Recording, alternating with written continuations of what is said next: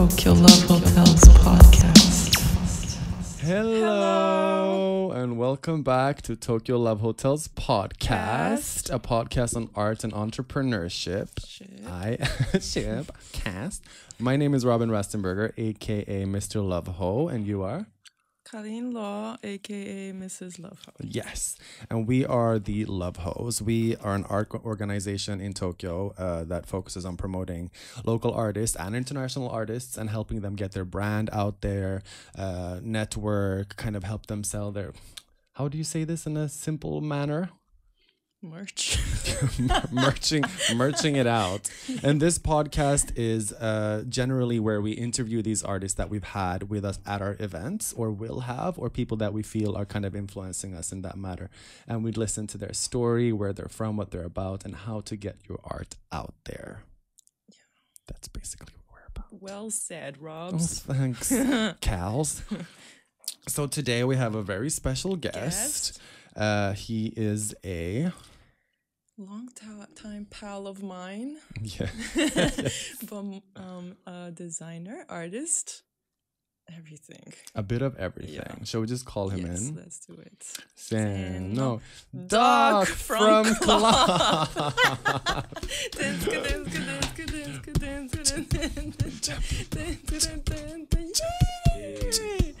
Yay! Yo.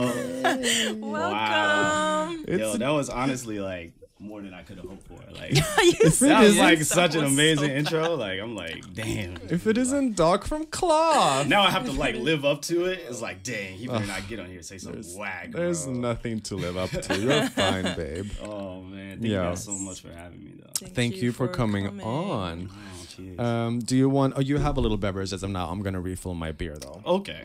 Brewskis. Yeah. I'm not gonna cheers.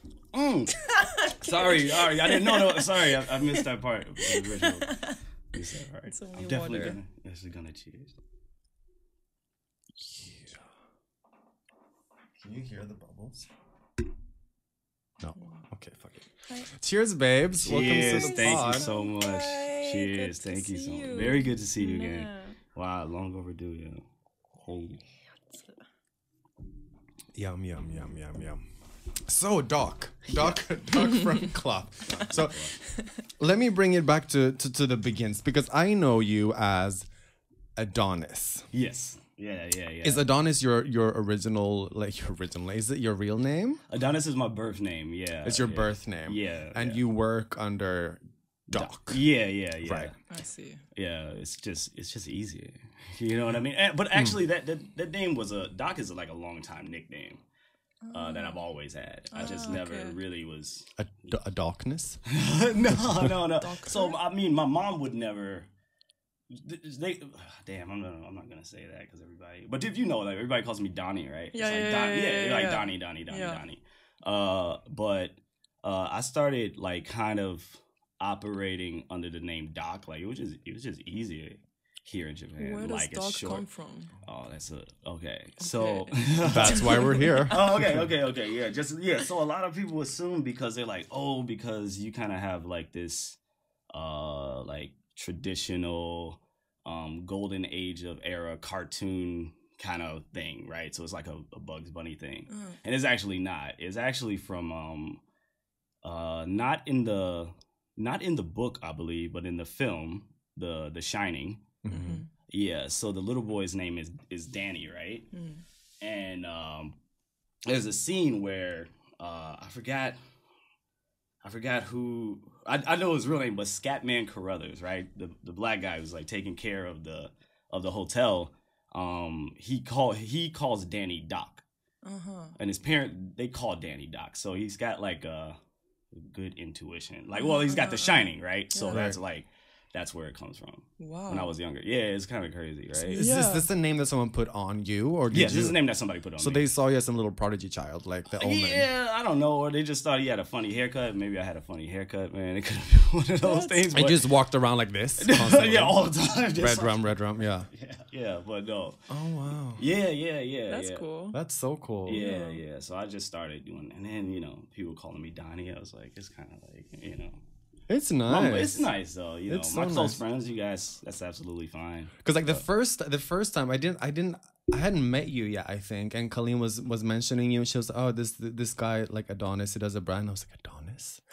Oh Is he yeah, an- but I think is you he an got- Adonis? No, but God, I was like, literally in my mind, I had you all like figured out. Until my, you like- met Doc. right, and then, it's And like, then I met Doc. and then I showed up, and then he's just like, oh. Okay. No, and I was really like, where does this name come from? Because I've never met Yeah. anyone that's actually named Yeah, Adonis. true. Oh yeah. Apart but from actually- like porn. right. You know what I mean? But actually, even more so recently, you know, well, Drake's son's name is Adonis. Is it? It's His son's name is beautiful. Adonis, right? And then if you I don't watch even know. Rocky, Just don't know what the- Creed, Adonis Creed in Rocky, Michael B. Jordan, he goes by Adonis. And then So there's hot. the basketball player Adonis, and I think there's a football player too. When I was a kid, But it you was were super. the first one. Yeah, I mean, I like to think Yeah, so. When I the was a OG kid, it Adonis. was like super. Like there was no obviously like from like Robbins, Illinois. There's nobody named Adonis, right? Yeah. And my mom, she didn't even want to name me that at first, just because of like everything behind it. So it was a name that my father chose because he took like a Greek mythology course, Right. which is one of the few courses that I'm assuming he showed up to in college. But he, yeah, that's where the name came from. That's amazing though. Yeah. I love that name. That's Thank so you so cool. much, man. Yeah. So OG Adonis and secondary Doc. Yeah. Fantastic. So Doc, Oh, you sorry. do you do a brand. You have a brand. Yeah. So, What do you do? basically, I am the founder and designer of the class. It's a very long name, like a lot of long names going on here. So Adonis, and I'm the founder of the Classic Cloth Studio and the manufacturing company. So that is the actual company name. And it's everything. It's actually in the name. So actually, what I was doing at the time was designing for like other brands, and then like manufacturing some things for other brands, like wow. and then cloth as a brand kind of came like out of that, like because I guess we get right into it, like because it's kind of like when you designing for other brands and other clients, like there's always something, right? It has its good and its bad, right? Like it's Yeah. like, oh man, like a little more pink would be good, and it's like, oh man, it's like Yeah. like yesterday we were drawing turtles, and like today is unicorns, like whatever, right? But some of the stuff I was like Where are the bunnies? yeah, right. Yeah. Like, and some of the stuff it was like still like solid, So it was just like, oh man, it was looking back on it now. So I was probably doing cloth in I would probably say like 2016 under a different name though. Like I was really playing with the name, but the concept was completely all Rags. there. Yeah. Close. It was completely there. And but basically it was just really like an anti-brand thing, like 100%. Because at the time, like when I was designing for other individuals, or I would see other products on the shelf, it was just kind of like, wow, these guys like really charging $300 for like a white Gildan t-shirt with a black print on it. I didn't really get it, because the idea, like from what I grew up in, like, and I don't want to like sound like age myself, but like exclusivity was more about like finding something that nobody else had, or having information on getting something that nobody else had.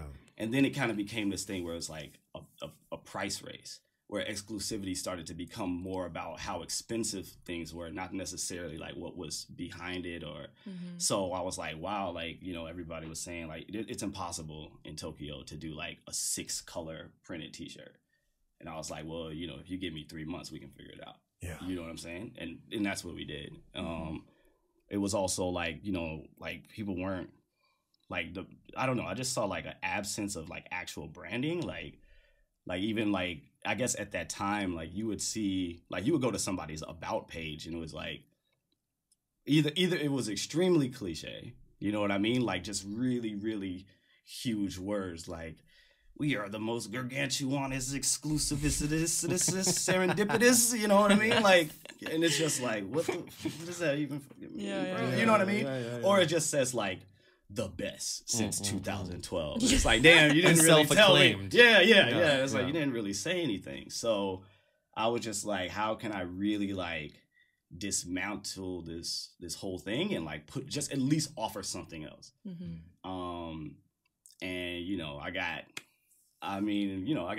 did get kicked in the ass for it because then I mean, especially at that time, you kind of see like, oh wait, this is why everybody's doing one color print. This is expensive, right? You know what I mean? Like, and then you got to think about like, okay, like luckily I had been doing other activities, but like even just the idea of like, how do you build a brand up, right? Because you have to have like, it's still a business at the end of the day. So if there's no demand for what you're making, like for example, like guys will come to me and be like, yo, I want to start a brand. And it's like, okay, like, do you really want to start a brand, or do you just have an idea for like 2 good t-shirts? Right. Because this is completely different. You know what I mean? Like, is there like, can you sell 1 t-shirt? Then maybe go order 50. But if you can't even sell 1 t-shirt to the homie, then it's kind of like, you know, so and I learned that like within the first year. I was like, oh man, like we got all this awesome stuff, but it's like it's actually really hard to move some of this. Right. So yeah. Wait, so to track this, so you started out manufacturing. Yeah. And producing, or like kind of like printing for other. Printing for others. So you were actually printing. You were the one printing this and taking orders from other companies and brands that wanted to get there. Yeah. And actually, sorry, not to over exaggerate. I stopped printing at a certain point and started handing it off to a partner just because he was just a little bit more skilled at it. And it was just other activities that I had to work on. So after we started to get to like anything past like 3 colors, it was like, nah, you know what I mean? Like just because I can't be in a shop all day doing that. So we kind of like, not necessarily, he was just a really, really close friend. Like he was kind of handling it. He was kind of on board at the time, but he was kind of also running his own thing, and you know, that's how it works out now. It's kind of like a mixture of both. Like I have my own manufacturers now. So do you still manufacture for others? Are you doing that as well as cloth? Definitely. Okay, yeah, definitely. And so you're running cloth as your kind of side project or main project, as in like that's your passion, whereas the manufacturing part is more of your job at this point. Yeah, I guess you could put it. I guess you could say it that way. Like I think that, I guess I would say that I'm definitely trying to transition more into making a fully sustainable brand. Like if we start getting to the numbers of everything, like it's cool by itself for the most part. If I think like from an operational perspective, it's solid. Like, but it's not like we're making like ridiculous profits off of it yet to where I can just like completely just be like, oh, like let me just chill. Like, you know, I still have to like sort out other projects and things like that for other people, and but I like it, you know, I like that too. So yeah. Why the name cloth? Oh, that was the other thing. Yeah. So yeah, again, like speaking about like complicated names, when you at the same time, what I was saying, like you go to somebody's about page and it would be like some ridiculous, either something ridiculous or not enough information. It was the same thing with the branding, the brands, the names were like moving under, like it would be like, I don't know, like awesome savage something. You know what I mean? Like, oh my god, I was about to say a name I'm not gonna say. What? And I'm sorry, like if you're listening to this, and awesome savage is not like the worst name you could be. It's not the worst name you could be like trading under, but but at the end of the day, like that also came back to like what the hell are we actually doing here? You know what I mean? Like at the end of the day, like after you design it, and it varies, but after you design it, and then after you like go through the printing process, and after you do all of these things, and like, you know, put it in the studio and do the amazing photo shoot, and like, you know, run your marketing, like it's all just cloth at the end of the day. To be 100% with you, we're all just selling t-shirts, bro. Like, you know what I mean? And that's really where it came from, was like to really, like I was maximizing the level of design that I can do, but we were like really simple. Like it has the, I want to make the name like extremely simple. You know what I mean? Like, but everything else, like we'll completely like F it up, you know? Like, so basically you're taking the piss on the industry. that was what that, and that's exactly how it started. And which is beautiful because I think a lot of us question why the name cloth, because the name cloth, it's a cloth, it's a rag, it's something you would like. Yeah, you wouldn't even. Yeah, you like you have it in your kitchen. You know what I mean? Yeah, exactly. And it could be anything. It could be a piece of garment as much as it could be something that I clean my kitchen with. Exactly. So just to get that out there, that people understand the fact that you're literally taking a piss on the industry, I think is an amazing thing. It's so cool, and that you really been rolling with that for how long has this project been going on? Damn, man. Like I think now. Like it's just hard to put a stamp on it, but let's say we were established in like 2017 is when the actual company was established. But I would probably say it was probably about a year before that like I was really kind of like honing in and like this is what manifesting. Yeah, and like really like trying to put the pieces of it together. And then even after 2017, like it didn't like go off to a running start. Like there was just stuff that I realized you can never try to like you can never perfect the puzzle, but there was like obvious steps that I missed, you know? Like, and that was just because like I was basically like jumping out the plane and like checking my parachute on the way down kind of shit. You know what I mean? Like, oh man, like I didn't think about that. Like, okay, well, like let me get, you know, the homie, he's manufacturing over here, so dang, like, and the quality is really good, and like, cool, man, like, let's do it. And then, at the time, like, Canada, for example, so like, let's get it done in Canada because like the quality is just as good as it is in the United States, and you probably can get it like, you know, like if you can find, and there's a lot of other brands that you know of that do it that way as well. But then what you run into later is it's just like, oh, wait a minute, like. Customs tax is $700 just for customs. You know what I mean? And then like now we got to figure out per box. So like, oh well, actually, would it be cheaper for me to buy a flight and go over there with 2 empty suitcases and just fill up and then come back? And which turned out to be the answer, but then you don't want to do that every single collection, right? That's so crazy. Yeah, but that's something you figure out like kind of along the way. From someone that doesn't manufacture clothing, how does that work? Like, because I can only compare with like importing musical instruments or like vaping liquid, because you always have like a minimum amount of either weight or size that is like not taxable. How is it with clothing? Is it taxable from one t-shirt, or do you have to?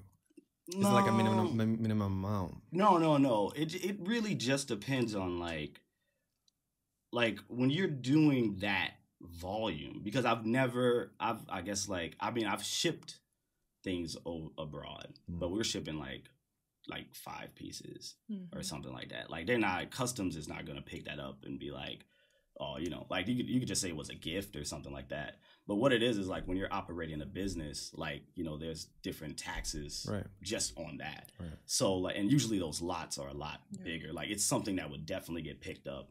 And if you were just like, oh, like this box of 20 t-shirts of the same kind is for my grandma, like that's not gonna fly, you know what I mean? So repetition. So maybe you don't she wears it every day. Right, she's like her favorite. It just says like F you on it, like it's something crazy, like F you, grandma. Right. She's like, she loves it though, she absolutely loves it.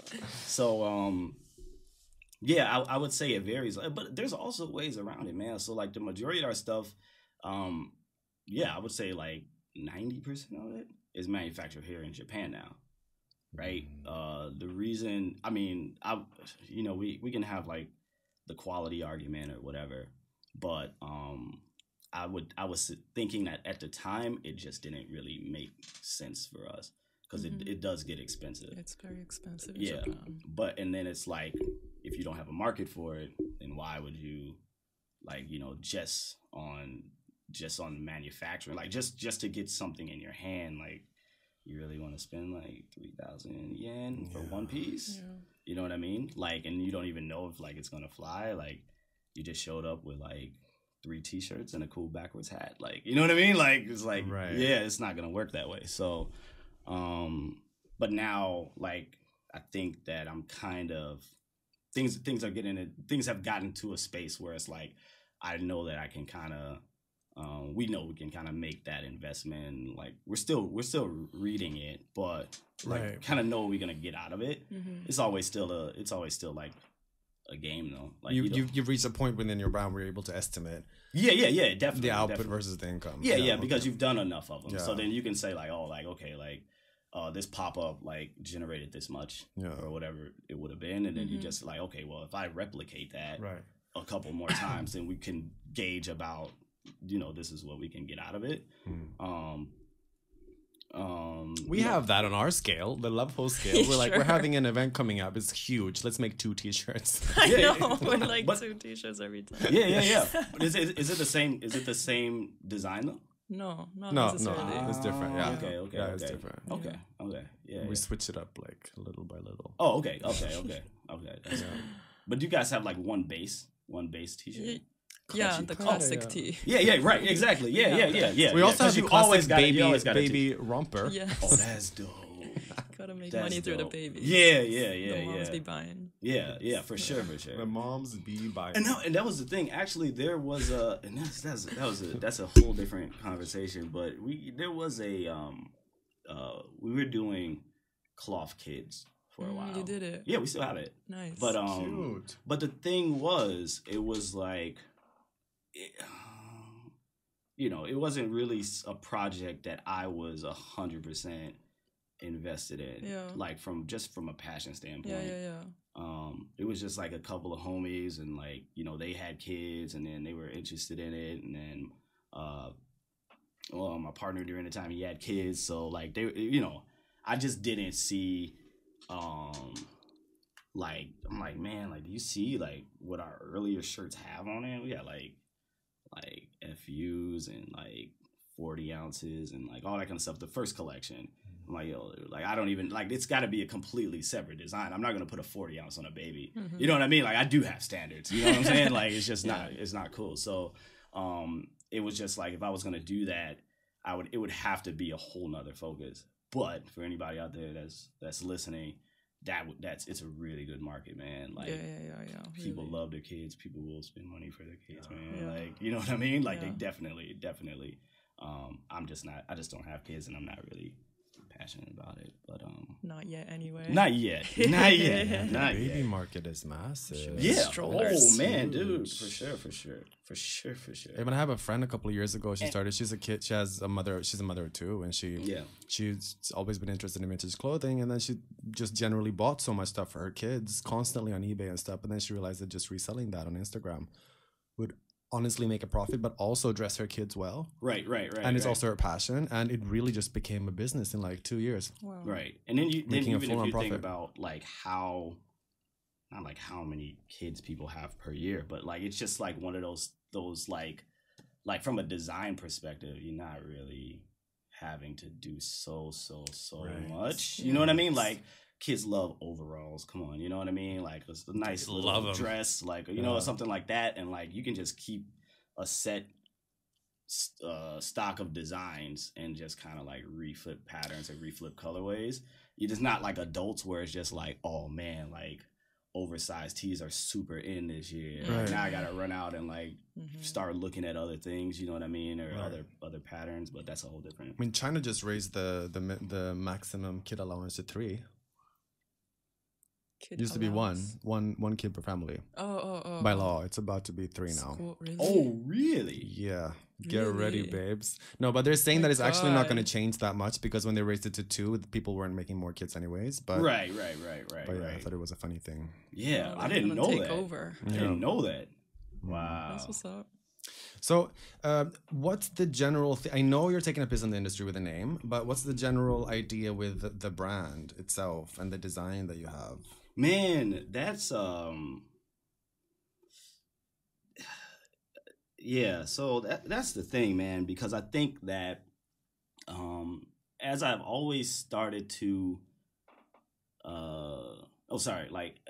initially when I started out before all of this, like I was an artist before that. So I was like painting like murals and pieces and, Oh, and stuff like that. really? Yeah. So like, and that was, and like when you said like it's really like anti whatever. Like I was coming from more of an artist mindset when I made Cloth the first collection. But an artistic mindset is not always good for business, and it's not always good for a brand, because there's certain things you gotta like sacrifice. Struggle. You gotta sacrifice on. So I think that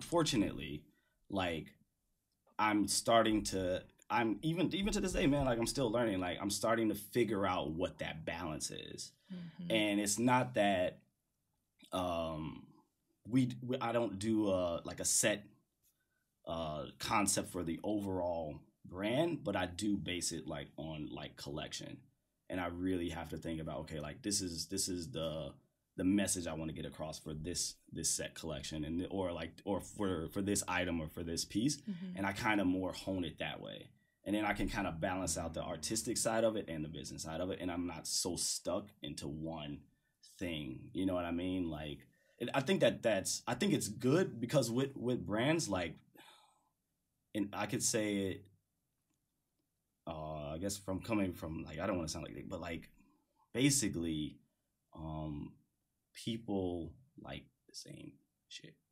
You know, that's really what it is. And not to, I hope you guys like bleep this out, but like if you think about like Stussy, for example, they've been making the exact same thing for the last 30 years, something like that. Right. People like that. Yeah, people like that. Like, you know, like when you start to get to that level, like, you know, people like they want the consistency out of you. And I don't think that, I don't know if that's the way that things will always go, but I'm not at that point yet.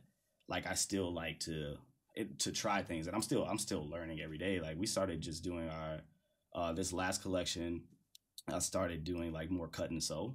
Like we did like the cut and sew. Yeah. And I was like, damn, like I actually really, really love this, because I was kind of getting burnt out on t-shirts as well. Like I was just like, you to be 100% honest, not to like, as I sit here like and losing money, like who really needs another t-shirt? You know what I mean? Like, you know, like I shouldn't say it, but it's facts. Like who needs another t-shirt unless you can think of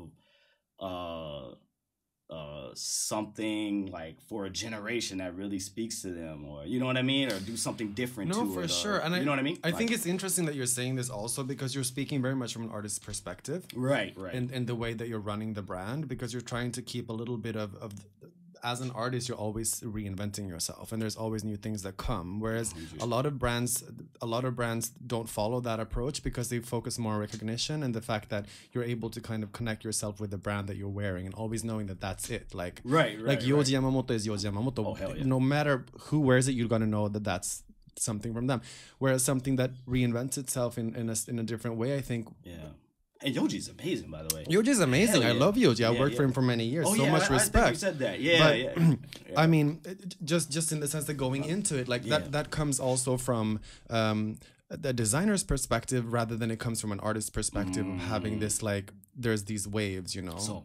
And either you can follow a certain pattern like Yohji does. It of course changes depending on season, but total reinvention is quite rare, because you want to have that recognition with the brand, which is quite cool. And I remember the other day we had the podcast with Naomi that does Hazel. I always say Hazel, an underwear brand, and she does everything by herself. We had quite an interesting discussion of the difference between seeing yourself as an artist or a designer. And she said that she doesn't see herself as an artist. She sees herself as a designer because she's there to please the customer. I had a similar conversation with somebody. Which is understandable, and that's because that's the approach that she has chosen. Because she's making but she's also making lingerie, which is very much, I mean, it needs to fit your butt, or it doesn't work. But I think it vouches for a very interesting conversation, because you come more from an artist's standpoint when it comes to that. And then designer comes secondary in a sense. Yeah, I think so. When it comes to the brand, definitely. I think that I've been trying to, I think I've definitely put on my designer's cap when it comes to other people's projects a lot more. Do you still paint? Yeah, actually, I just did a mural. Right, you did. I saw that for Sapporo. So that's the source of income to you still, right? Oh yeah. Right. But but it's like, okay, and that's another like anti thing. Like that was, and it wasn't even really an anti thing. I can kind of get into that, but it's kind of a little bit of a long story. But that was the question. Like everybody was kind of like, bro, like, do you even really, like, you're an artist, do you even really still paint walls? And I was just like, okay, let me show you some shit real quick. You know what I mean? Like, just so we can just like, like, bro, like, I can still do that too. Just because, like, just as to not even like limit your creativity to a box. I mean, I think it's good to have focus though. I think it's definitely good to, when you find something that you're passionate about, like, okay, like, I say this to myself a lot recently too, like even artwork is work. And that's like the most important part of it. You know, like if you can't sit down at the pad or the easel for like 3 hours a day, you know, this might not be for you. So you still got to put in the work and the time and the effort. Right.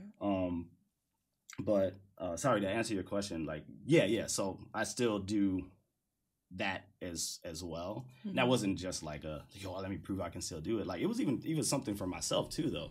To like kind of just like, you know, my own affirmations and like, you know, like it's something that I can always like not go back to, but like I can kind of juggle both, right? That's also like, I mean, it's also if you can do it, you know, it's also a source of income. Not just that, but it's like let's say, okay, let's talk about brand awareness, right? For example, so like cloth is a brand on its own, and if you were to see it somewhere, and it's just like, like either like for me to sell a person on the street like a very one obscure T-shirt, like that's the joke I was making before, like, bro, you just showed up with a cool T-shirt, like it's gonna be really tight for you, just because like the modern world that we live in, you know what I mean? Like, and I'll get more into that later, but you got to be really strategic too about like how you brand yourself and how you market yourself.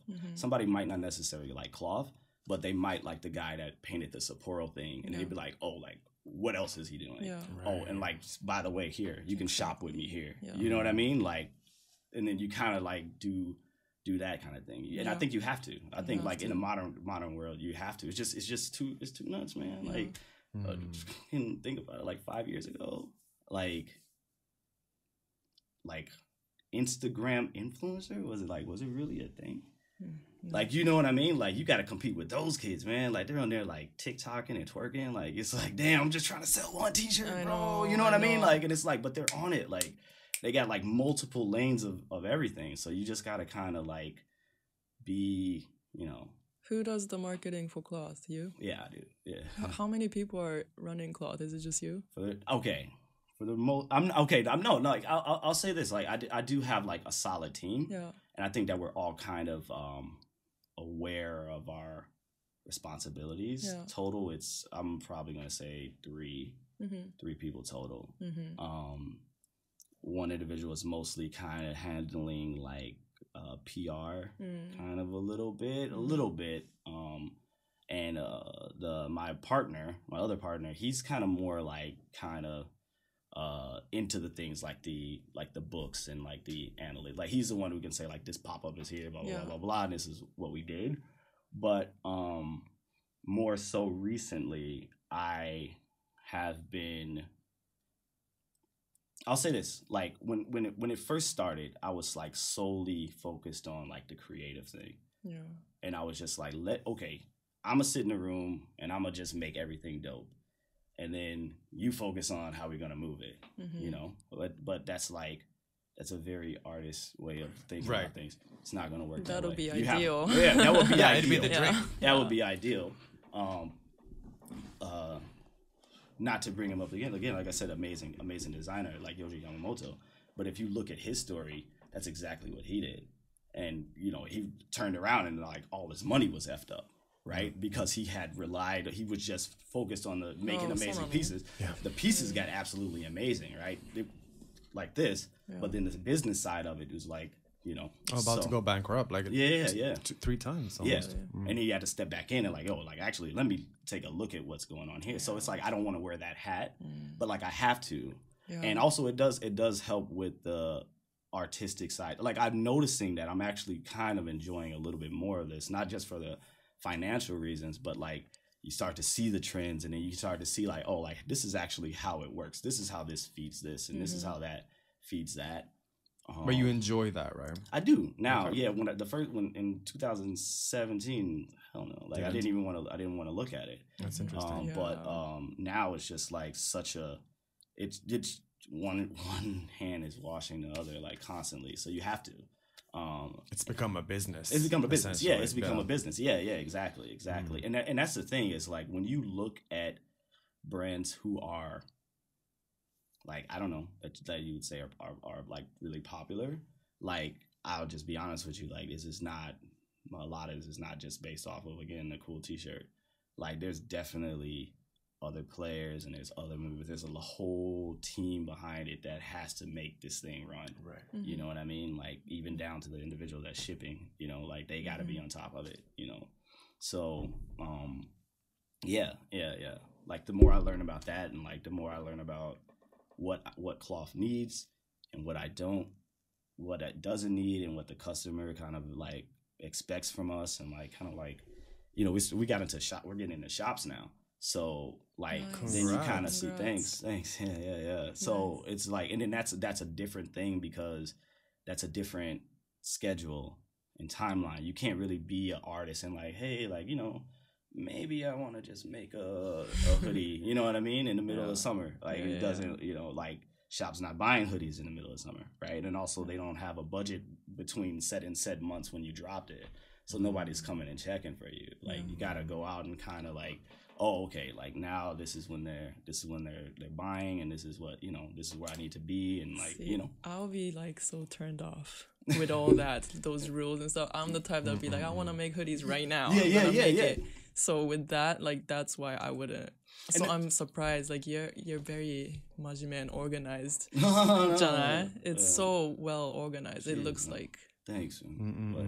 But I couldn't follow the collections and the seasons and all that. It's tough. Like, and it's like, and then you also see like, damn, like you would like look at a collection and like, especially like since I have friends who are also like in a similar industry, like you can definitely look at the stuff that they were absolutely passionate about. Yeah, you know what I mean. Yeah. And then you can also see the stuff that they were just kind of like, oh, like we needed 32 pieces, and like I was missing 10, so I came up with these 5 last night, and these on the train, kind of, you know what I mean. Like you can kind of see like, but it's also like brands of that level. It's like, what do people expect from them? Because they can no longer just show up with 4 t-shirts, you know what I mean? But like, it didn't turn you off. Like it made you more interested. But I think that also just comes with like,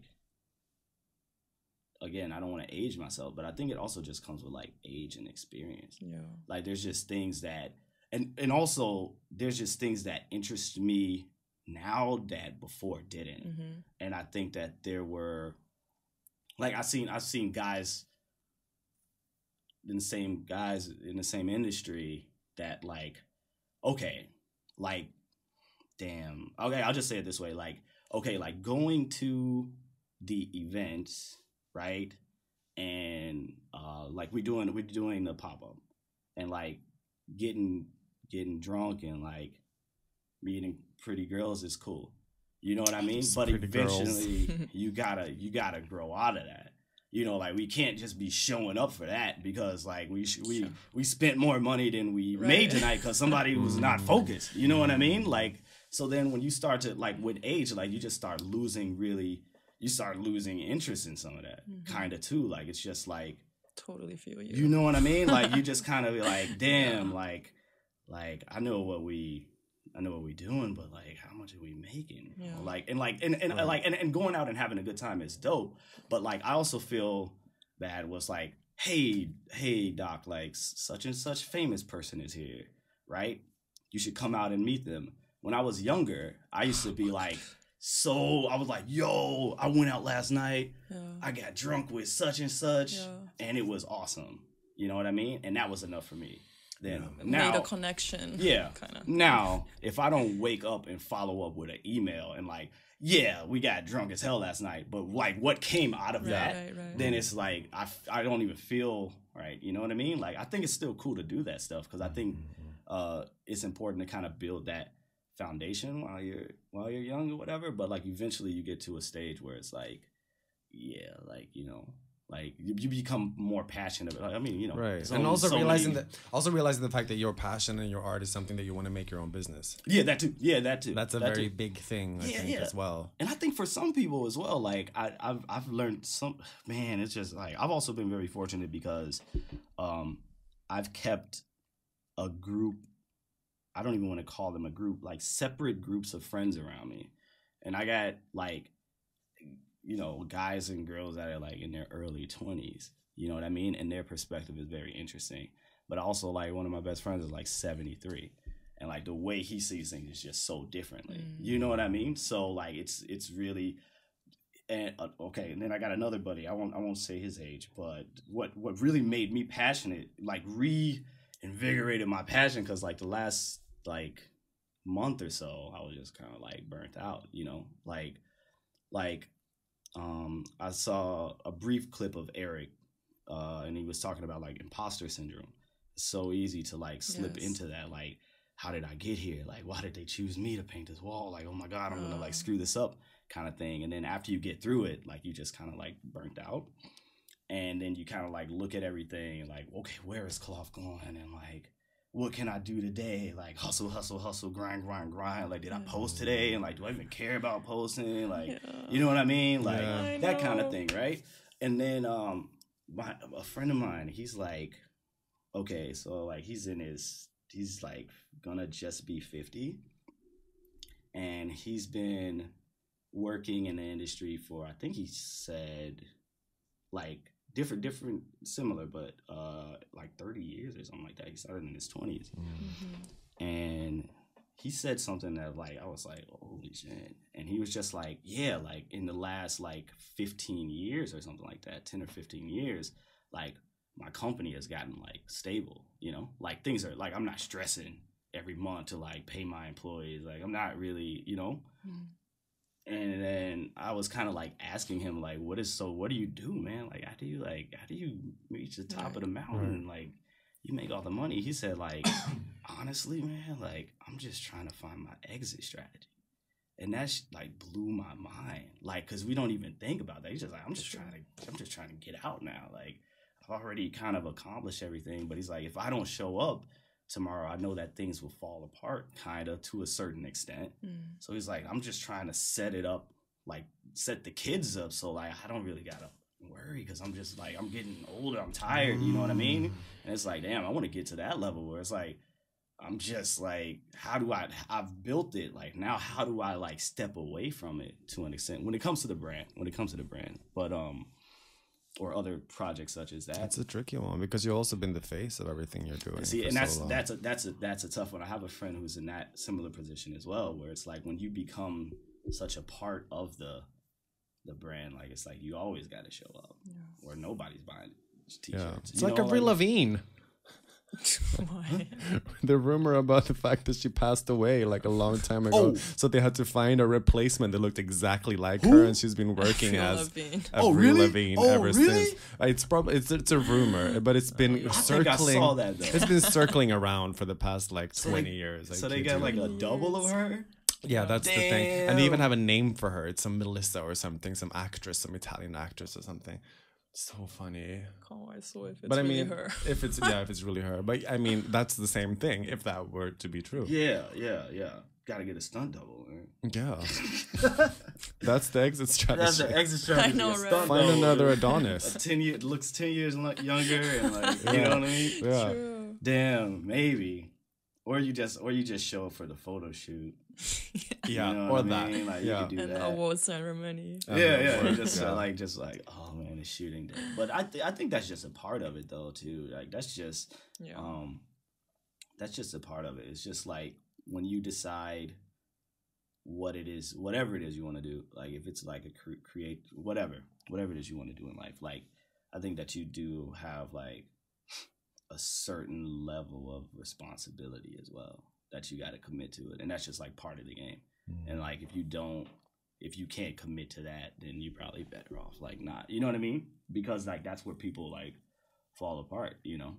Like, oh man, like I don't want to post on Instagram today, or I don't want to do it, but it's like, oh, like this is my job, and there could be worse jobs.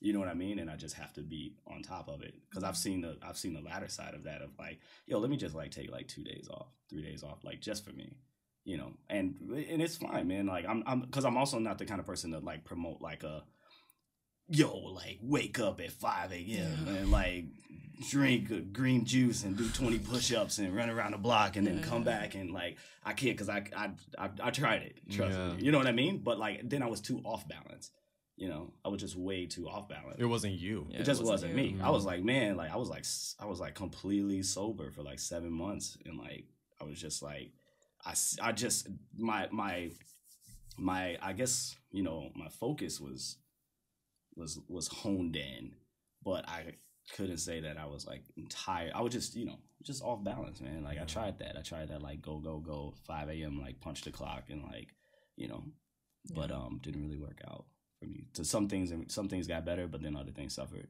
So your health. Yeah, definitely. Fuck that. Yeah, right. Exactly. So why Japan? Why are you in Japan? Damn, that's a crazy story, man.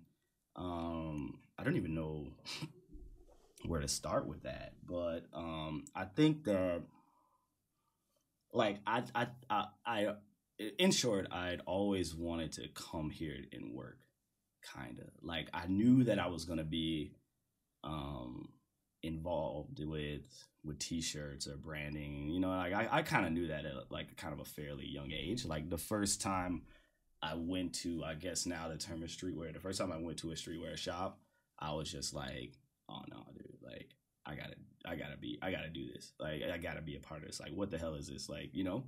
And luckily I had a mentor at the time who like kind of introduced me to it and was kind of like, yeah, man, like, you know, those crazy like drunk Bug Bunny you drawing, like, you know, like you could put like 10 of those on a shirt. And like people would buy it. I was like, no way, dude. Like, you know what I mean? And then I really saw what it was about, and I saw like the community and the culture. Like, none of the older guys, like they were like they're like mid-30s and stuff like that, and 40s, and like they never had to show up with a suit and tie on. They were like covered in tattoos, and like they just kind of like, but they were like bosses in their own right. You know what I mean? Like they were still running and operating a solid business, and I was like, oh, like that's the kind of adult I want to be. So I had already known I was going to do that. The connection to Japan actually started like a little bit earlier on, because I think I wanted to do animation before the age of 16. Sailor Moon? Yeah. Oh, but I was watching. But the thing was, okay, check this out. So, Yay. No. Yeah. The thing was like, I think even with my design style at the time, I think I moved here in like 2012. So I was like 21 or something like that. Oh wow. Yeah. Wow. So I was like, dude, I came out here, I went nuts. I was like, man, this is like Disneyland on acid, bro. I was like 21. I didn't know anybody. Like I had never been here before. I didn't speak the language. And I just had a portfolio kind of thing. But I think what brought me out here is like, I kind of was just, like I said, I came out here with like a suitcase and a portfolio. And I saw that, I thought at the time that my design style would kind of, like there would be a demand for the kind of stuff that I was designing. Because there was not, at the time, like I didn't see very many people doing anything like classic American cartoons. You know what I mean? Yeah.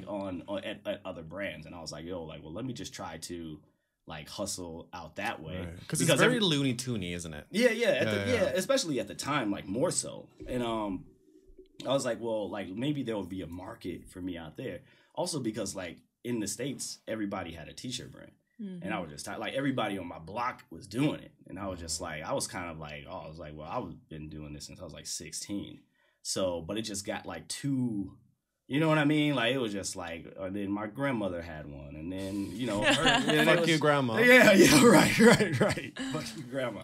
So my you know, everybody had one, and I was just kind of like, you know, I wasn't doing that well, and I wasn't doing that well in college, and like, I was just like, I was like crashing cars and stuff, and like, you know what I mean? Like, it was just like kind of nuts, right? Like, it was just like I think I was definitely on like a self-destructive kind of thing, because also at the time, like you asked about my name, right? So not to trail off, but my father named me, like I said, but my father, again, like, he was like a very young, reckless Thundercat. So he Thundercats. He passed away when he was like 22. So I was like 6 months. Wow. So when I was like 21, like, my only goal was like, I just got to beat this dude. Like, if I could outlive him, we doing good. You know what I mean? Kind of thing. So that I kind of like, I kind of had that mentality. Like, my mom, for the most part, she was a single mother. Like, she was working in Minneapolis. She would send us down to Chicago to stay with like my grandmother and stuff like that. So I've been hopping on planes since, like, back then you could throw a kid on a plane when they were like 4. I think you had to be like 4 years old. I think so, but you had to pay the airline to like watch you. So get the little thing. Yeah, I used to do that. Right.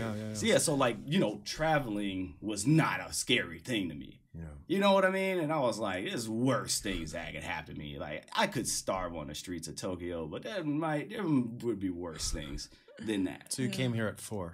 No. I came here at 21, but with a brand and a dream. With a brand and a dream and a portfolio, and that was it. But yeah, there was nothing that I had always wanted to work here, and I kind of saw an opportunity to do it.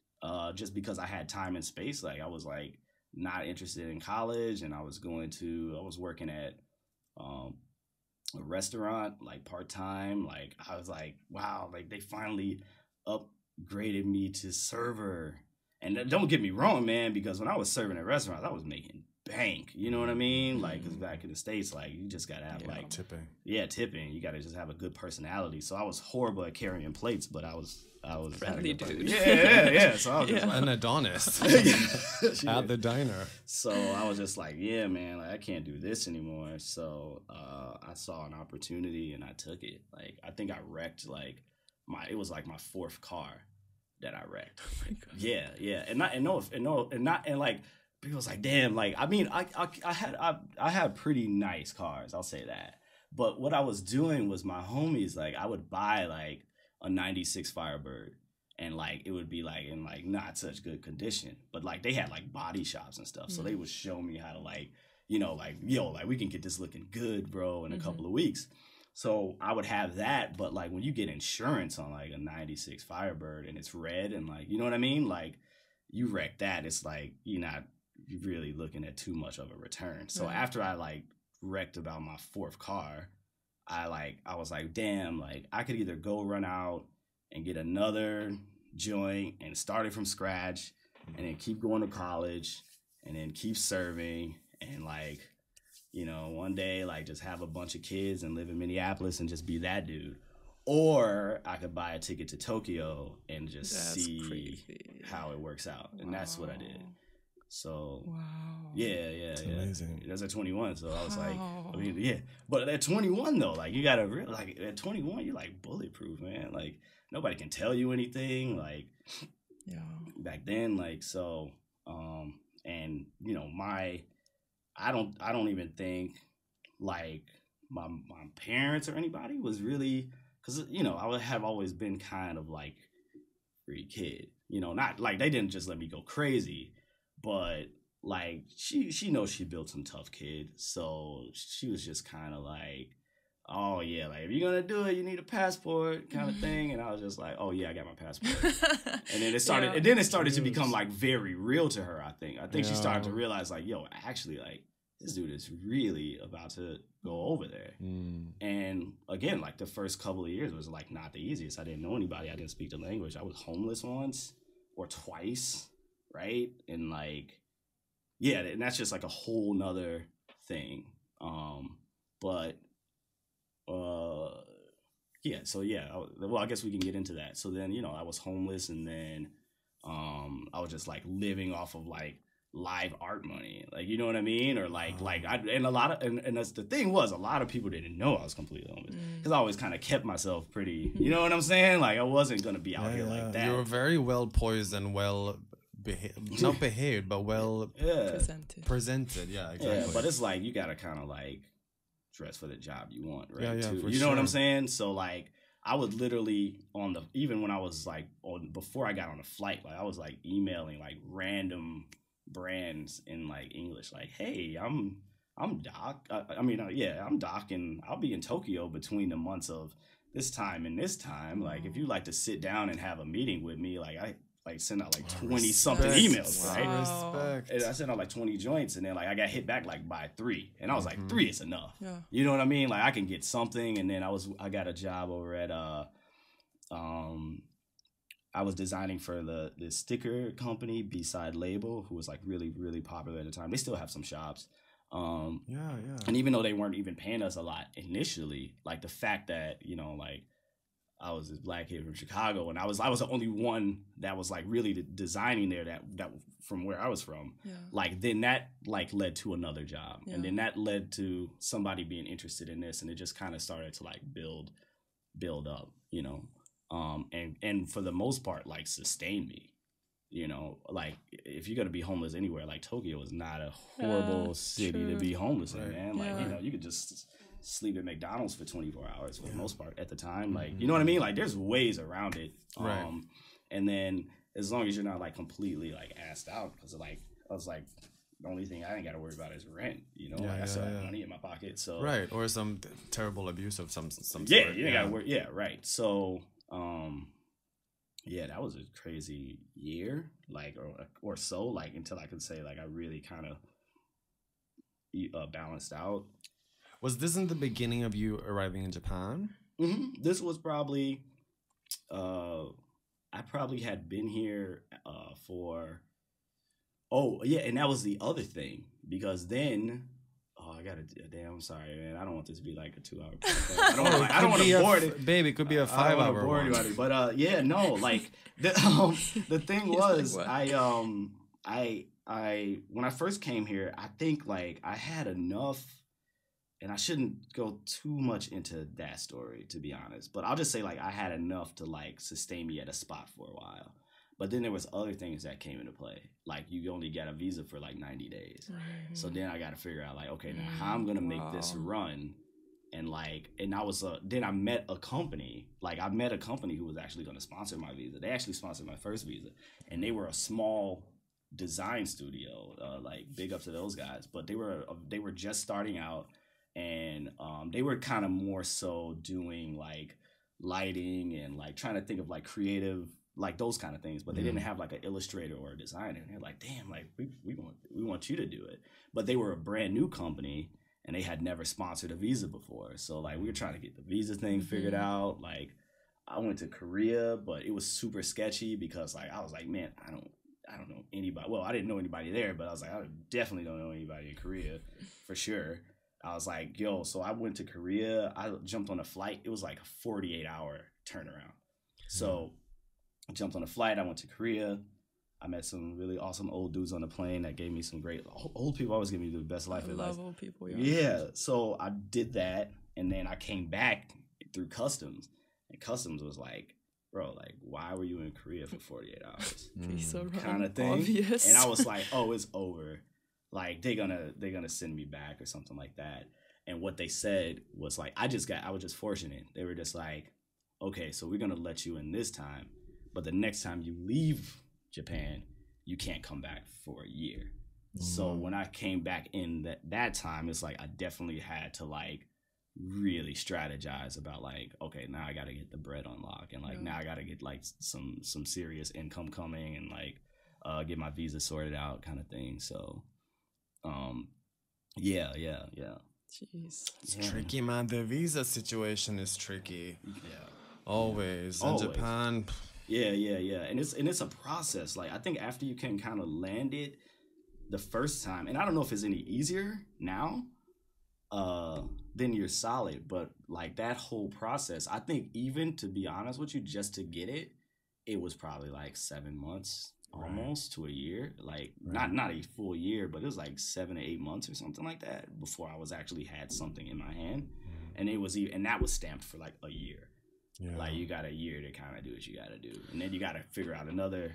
Man, I don't know how many people I've known throughout the years here that came, resided for a bit on a student visa or tourist visa or a working holiday, and their dream was to stay here and continue being here, but they couldn't. There was no way for them to figure it out. Yeah, yeah. And they just had to leave. And that was the thing. I had a good support system with that, because I could definitely see, like, you show up to immigration office, but everybody speaks Japanese, like, and it's like nobody can help you with the paperwork, and like nobody's willing so unsupportive to. And it's also part of their plan. Like, of course, yeah, and that's the thing. They won't answer. It's like that's how you weed through the system, right? If you're willing to push through it, then you can come out on the other side and you get your stamp and like you're solid for a little year. But like that moment when you like mentally or emotionally break down and be like, F this, and I'm not coming back, and then it's kind of like, damn, bro, like you really let somebody's bad attitude like keep you from what you wanted to do. You know, you could have just stuck it out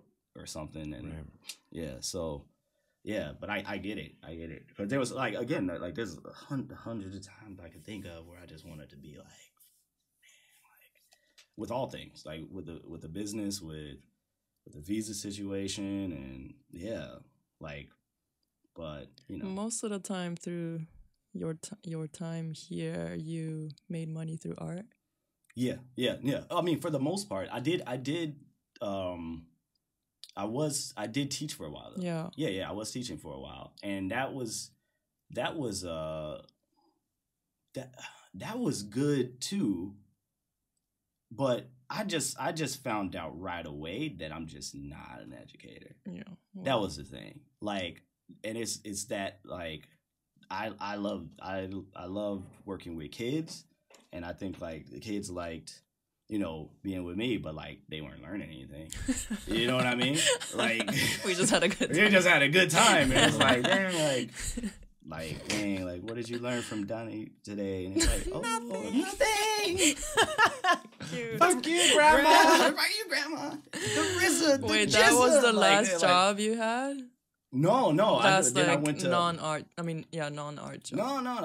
I did stuff in between, like even up until like recently, like because I was balancing both, because I had to maintain my visa. So like I did that, and then I worked at kind of like a kids gym for a while, and then I always kind of kept it part-time though. You know, as most of it I could maintain it, because I wanted, like, not just to say that I kept, but it's just like there's only so many hours in a day. So like whatever you commit to, you know, like a lot of that was like, I had to like pay my bills and the rent, but like also like I gotta stay looking legit, and I always gotta have like a steady something in my pocket, because art money doesn't come, like, art money is not quick money. How about now? Like I'm completely freelance. Oh, okay. Yeah, now I'm completely freelance. But that is like, so you have cloth, you have designing for clients. What else? That's pretty much, as of now, that's pretty much it. Okay. Yeah, that's pretty much it. Like, and then the murals, the mural things or whatever. But like from an artistic standpoint, I don't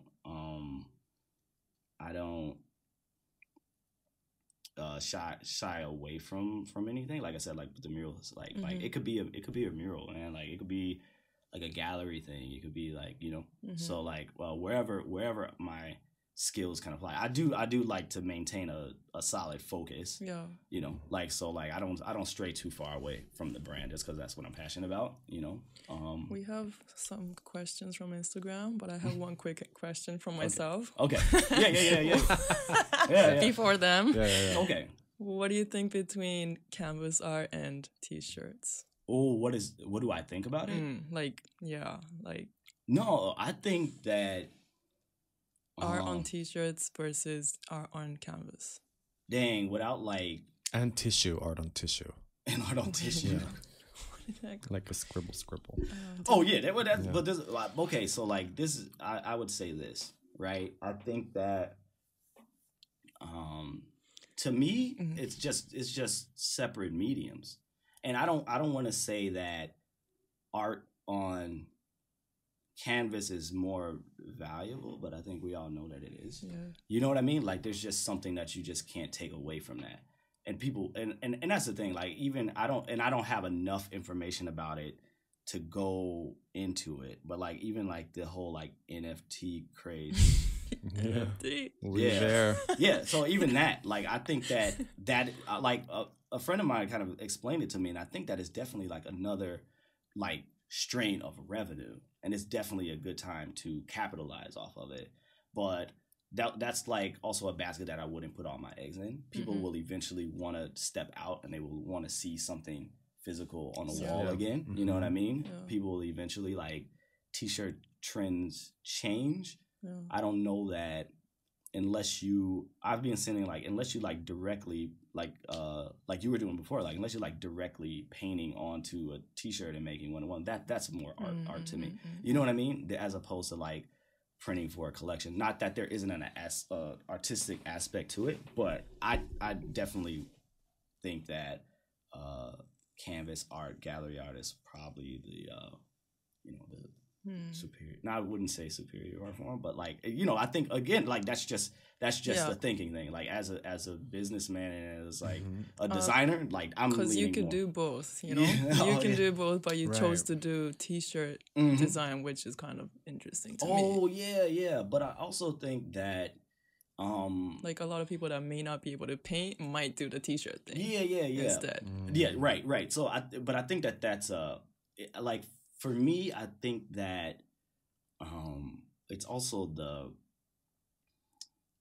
again like when I do collections, like I like to curate it in a way. Like I like the like flipping all day, stacking all night. Like I like the concept and like the diner and menus and like the relation to like flipping money, and like I like coming up with that and being with that for that time. Yeah. For me to like, for example, if I was gonna do an entire gallery show where I had to show like 12 pieces or something like that, like I think it would be really hard for me to like sit with that.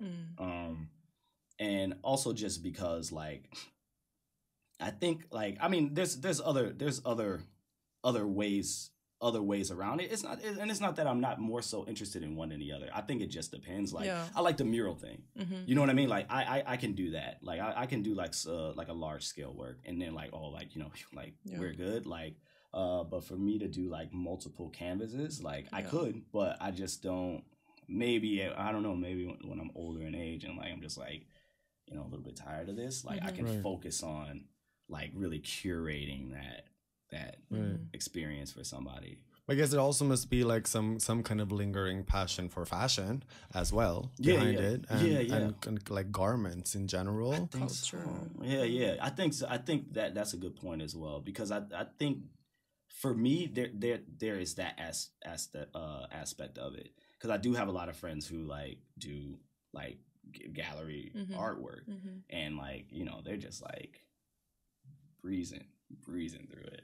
It's like, oh man, like it's like, oh, like I forgot, like my painting is in France right now and it's at the gallery, and it's like I should have tapped in, and I was just like, damn dude, like I'm over here trying to sell t-shirts. Like, so it's not like it's not that one is, but I think it's just I think it's also a passion thing, and like again like honing in on like this is what I want to create, even if it's just for a time. Like I don't think that there won't be a time where I won't go back and maybe do a little bit of that. But for now, like this is your that's kind of what I'm interested path right now. Right. So we have 10 more minutes. So we do a little poll on Instagram asking our upcoming guests really quickly. Our viewers have questions, and this is what they got. What advice has been the most helpful for you during your career? What advice would you give to another creative starting out? That's a big question. Yeah, can you say it one more time? What advice has been the most helpful for you during your career? What advice would you give to another creative starting out? Damn. Again, like I won't try to linger on it, but like I think that it just came in age and stage for me. like when I was younger, there was advice that like an older head would give to me, and I would be like, yeah, but that don't apply to me right now. It really don't. And sometimes it doesn't. You know what I mean? Like, I'd be like, man, like if I can go back and tell 21-year-old Doc something, like, you know, like I probably wouldn't be like, I probably would have told him to probably do the same thing. You know, like I'm glad that you focused on the artwork more and kind of honed in on the business later. You know, like that you fell in love with this craft before you decided to make it a business, and not just saw that people were making money off of it, so you jumped into it and then tried to find a passion for it later. But I think that the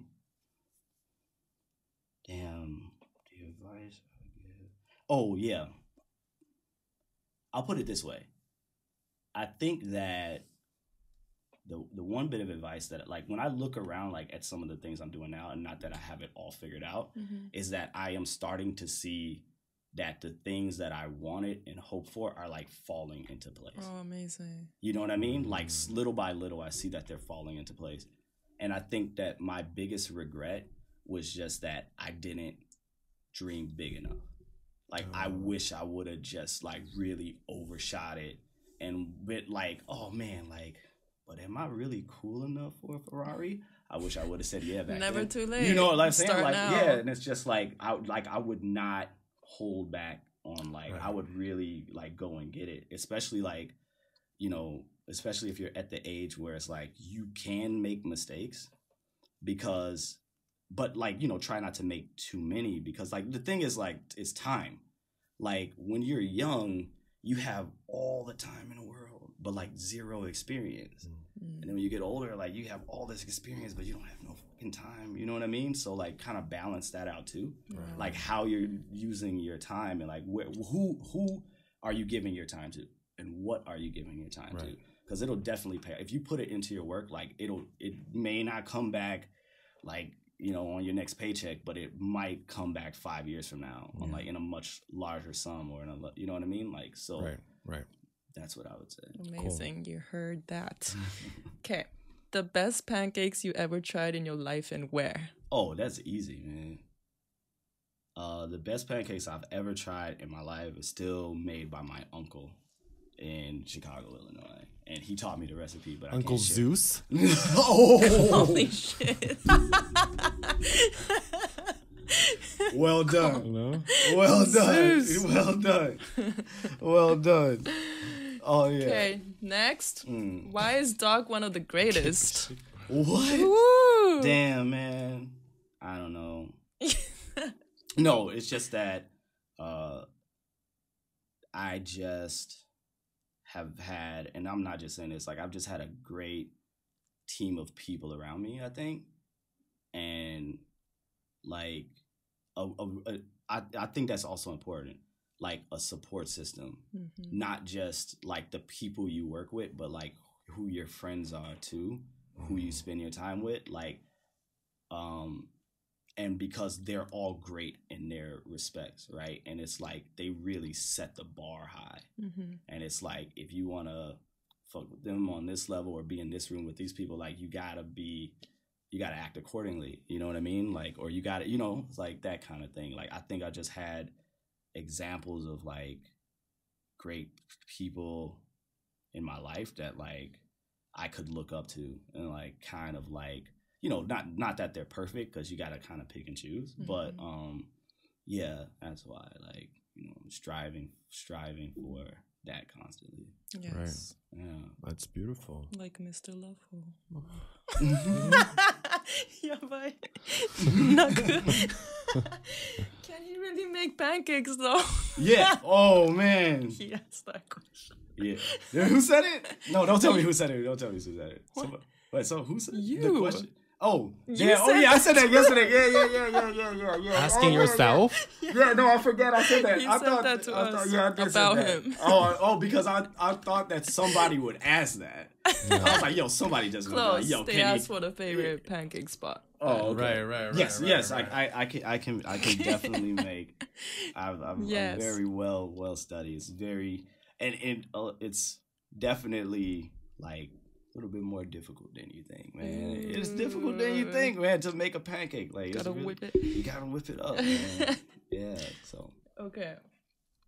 Will there be a Japanese food line of clothes released? Fatness first. Oh, you know who sent that? I do know who sent that because I know the Fatness First crew. Shout out to the Fatness First crew. Daisha. Yeah. I know. The Fatness First crew. So, damn, would it be a Japanese? I don't. Yeah. So I don't. I'm just gonna say like I don't know. Like I don't even know if that's like cultural appropriation, like you know what I'm saying? Like that's kind of dancing on the weird territory. I don't know, but plus, like I don't want people to think that's true. But plus, I don't want people to be like, dang, like every collection is food now. You know what I mean? Like yeah, like I fucks with ramen. Yeah, right. So I know some guys working on a album project. Like that's crazy that you brought that up, but yeah, like I'm just gonna say like I don't know that the next iteration of cloth will be food based. Like I mean I really this collection just really like kind of jumped out on me, and it really I saw that with this I was really kind of like honing the pancake. Yeah, honing the pancake, perfecting the pancake. And it's just like I'm just more interested in seeing like what comes after that. In my head right now, it's not a food thing. I kind of got it figured out, but not yet. Okay, not yet. Okay, that's all. Okay. Well, do you have anything you want to say, or questions, or advice for the fellow artists out here? I just want to say like, wow, like thank you guys so much. No, 100%. Thank you. And like, I'm actually not that I had low expectations, but like a podcast is like such a where's the camera? A podcast is such a hard thing to do, man. Like, tell him. No, it really is. Like, it's like everything is in real time. Yeah. And like you just like you also have to be engaging, and like you guys are doing it. Yeah. Like through this whole interview, like I was like, oh man, like I'm gonna get there, I'm gonna freeze up. No. You guys not like, kept it rolling. Freeze. You guys kept it coming, and I was just like, I felt comfortable here. Hot. Yeah, I felt comfortable here. Like I could see you doing many more interviews. Like internationally. Oh, man. not with us per se. European. Yeah. Cheers, but thank you guys so much. Thank you so much for coming on tonight. We're gonna add links to your brand and everything below. Cheers. Please subscribe, follow, check it out when we release. No, thank you so much for joining us tonight, and we'll see you very, very soon. Yes. Thank you. Come to Love Hoes when you have time. Definitely. Thank you. Thank you so much. Bye. Bye. Cheers.